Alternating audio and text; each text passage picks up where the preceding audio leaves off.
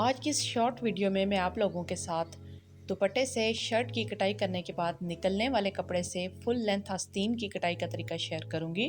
तो यहाँ पे देखिए, ये 4 पीसीज में फ्रंट और बैक दामन की कटाई के बाद इस तरह का कपड़ा जो है वो निकलता है। ये 4 तह में है, मतलब 4 पीस हैं इस कपड़े के।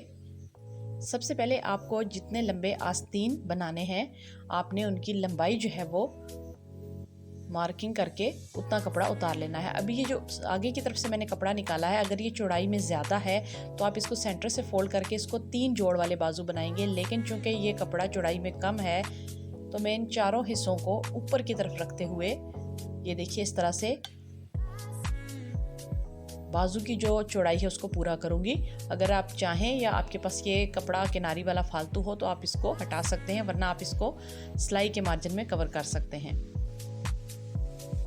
तो यहाँ पे देखिए, ये 4 पीसेस में 2 जो हैं वो आस्तीन की कटाई होगी। टोटल मेरे पास 4 पीस ऊपर हैं, 4 नीचे हैं। तो यहाँ पे अपनी मार्किंग के हिसाब से आपने जितनी भी मेजरमेंट आपने लेनी है उसी हिसाब से आपने कटाई करनी है।